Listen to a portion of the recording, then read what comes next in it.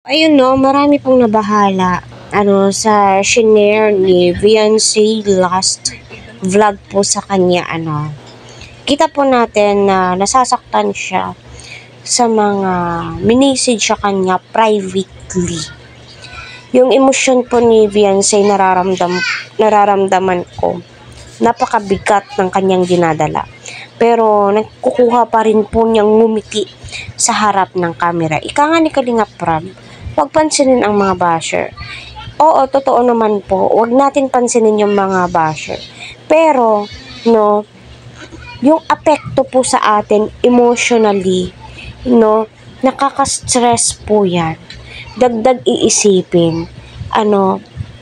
Kaya, ipinagtanggol po siya ng mga good Samaritan ng mga sponsor. Like ni Ma'am M.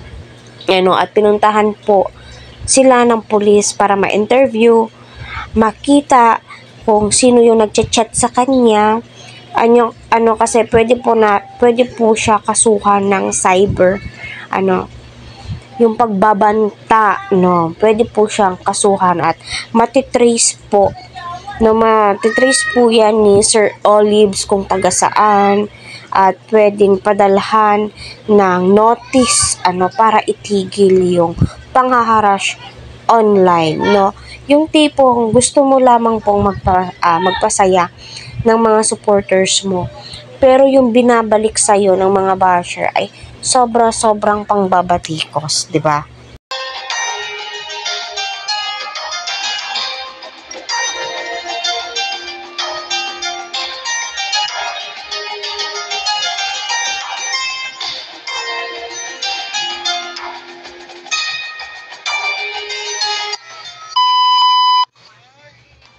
Nung isang araw pa lang po yan. Wala po siya ngayon.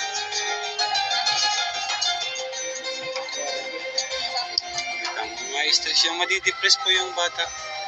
Madidepress. Pero buti na lang na yun na wala na yan.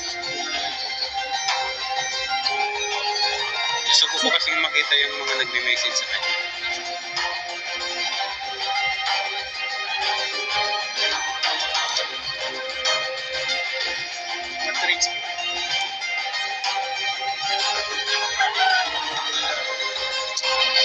Unang-una, maraming salamat sa mga nagmamahal kay Beyonce, especially sa mga kalingap, kay Sir Olives TV, Kalingap Ian, although di man po natin maisa-isa lahat, pero ramdam po natin yung suporta po nila emotionally.